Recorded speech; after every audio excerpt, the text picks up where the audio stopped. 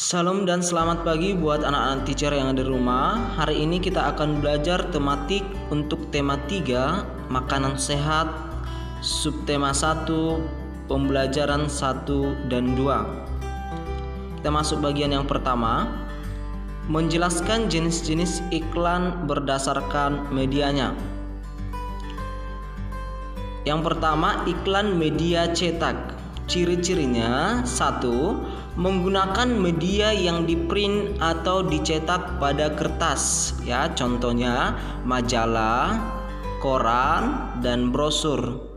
Kedua, bersifat statis, hanya menampilkan tulisan dan gambar.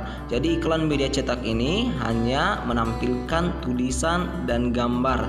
Ketiga, pembuatan cepat dan harga terjangkau. Keempat, bisa dibaca berulang-ulang seperti majalah, koran. Kalau kita simpan, misalnya kita baca untuk keesokan harinya, masih bisa, ya, beberapa kali ataupun berulang-ulang. Yang kelima, iklan bersifat visual. Bersifat visual artinya hanya dapat kita lihat ataupun kita baca. Yang kedua adalah iklan media elektronik. Iklan media elektronik terbagi atas 3. Yang pertama adalah iklan radio. Iklan radio ini memiliki karakteristik yang khas, yaitu hanya dapat didengar melalui audio ataupun suara. Atau bisa disimpulkan bahwa iklan radio hanya bisa didengar tapi nggak bisa dilihat ataupun tidak menampilkan gambar. Yang kedua adalah iklan televisi. Iklan televisi adalah salah satu iklan yang termasuk dalam kategori above the line, yaitu artinya mengandung suara, gambar, dan gerak. Yang ketiga adalah iklan media sosial. Iklan media sosial adalah iklan yang paling banyak digunakan karena sebagian besar orang sudah menggunakan internet. Selanjutnya kita akan belajar sistem pencernaan pemamah biak ataupun disebut dengan ruminansia. Hewan ruminansia atau sering disebut juga hewan pemamah biak, yaitu sekelompok hewan pemakan tumbuhan ataupun disebut dengan herbivora yang mempunyai 2 proses pencernaan makanan. Pertama dengan mengunyah makanan yang sudah dicerna di dalam perutnya, kemudian dikeluarkan lagi untuk dimakan kembali pada proses pencernaan yang kedua. Kenapa bisa seperti itu? Karena lambung hewan pemamah biak ataupun ruminansia ada 4 bagian. Nanti kita akan belajar selanjutnya. Oke, kita akan belajar sistem pencernaan hewan ruminansia. Yang pertama adalah rongga mulut. Rongga mulut menjadi tempat pertama dalam proses pencernaan hewan ruminansia. Di dalam rongga mulut terdapat gigi seri, incisivus, mempunyai bentuk yang sesuai untuk memotong dan menjepit makanan yang berupa dedaunan dan rerumputan. Kemudian gigi taringnya yang berfungsi untuk merenggut rumput ataupun dedaunan yang agak keras. Sedangkan proses pengunyahan selanjutnya dengan gigi geraham depan ataupun premolare dan geraham belakang atau molar. Selain itu, rahang hewan ruminansia dapat bergerak menyamping untuk menggiling makanan. Yang kedua adalah esofagus ataupun kerongkongan. Setelah mengalami fase pengunyahan di dalam mulut, makanan kemudian melewati kerongkongan. Kerongkongan merupakan organ penghubung antara mulut dan lambung. Makanan yang melewati kerongkongan cukup singkat dikarenakan sebagian banyak hewan ruminansia memiliki organ kerongkongan yang relatif pendek. Jadi esofagus ini ataupun kerongkongan ini adalah penghubung antara mulut dan lambung. Oke, yang ketiga adalah lambung. Ini adalah 4 bagian lambung pada hewan pemamah biak ataupun ruminansia.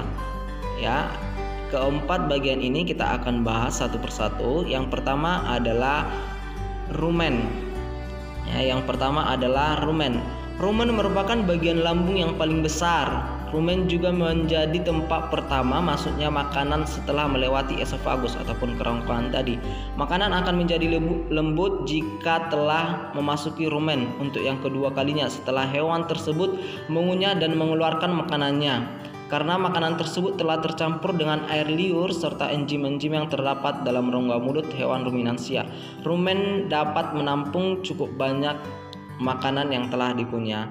Bagian B adalah retikulum. Setelah melewati rumen, makanan kemudian menuju retikulum. Retikulum mempunyai dinding otot yang cukup kuat sehingga mampu untuk menggiling dan memproses makanan menjadi lebih halus. Retikulum juga sering disebut perut jalang. Retikulum berbatasan langsung dengan rumen, namun di antara keduanya tidak ada dinding penyekat. Pembatas di antara retikulum dan rumen yaitu hanya berupa lipatan, sehingga partikel makanan menjadi tercampur. Pada retikulum dan rumen terjadi pencernaan secara fermentatif, karena pada bagian tersebut terdapat bermiliaran mikroorganisme. Bagian ketiga adalah omasum. Setelah melalui proses di rumen dan retikulum, kemudian makanan menuju omasum. Di dalam omasum terdapat enzim-enzim yang berperan untuk menghaluskan makanan. Di dalam omasum terjadi proses absorpsi, yaitu penyerapan air yang dilakukan oleh dinding omasum. Bentuk permukaan omasum berbuku-buku. pH omasum berkisar antara 5,2 sampai 6,5. Antara omasum dan abomasum terdapat lubang yang disebut omaso-abomasal orifice. Bagian D, abomasum. Setelah melalui proses di omasum, kemudian makanan menuju abomasum. Abomasum juga disebut dengan perut sejati. Permukaan abomasum dilapisi oleh mukosa dan mukosa ini berfungsi untuk melindungi dinding sel tercerna oleh enzim yang dihasilkan oleh abomasum. Sel-sel mukosa menghasilkan pepsinogen dan sel parietal menghasilkan HCl. Pepsinogen bereaksi dengan HCl membentuk pepsin. Pada saat terbentuk pepsin, reaksi terus berjalan secara otokatalitik. Yang keempat adalah usus halus. Setelah melewati berbagai tahap pencernaan yang terdapat dalam lambung, kemudian makanan menuju usus halus. Usus halus berperan untuk menyerap sari-sari makanan yang telah digiling halus dalam lambung. Kemudian sari-sari makanan yang telah diserap diedarkan ke seluruh tubuh dan menjadi energi.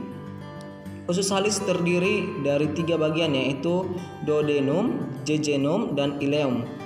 Proses penyerapan sari makanan dari organ gastrointestinal terjadi dengan cara transport pasif atau dengan difusi dipermudah. Yang kelima adalah anus. Ini adalah organ pencernaan terakhir, yaitu setelah penyerapan sari-sari makanan oleh usus halus, maka ampas-ampasnya akan dikeluarkan melalui anus.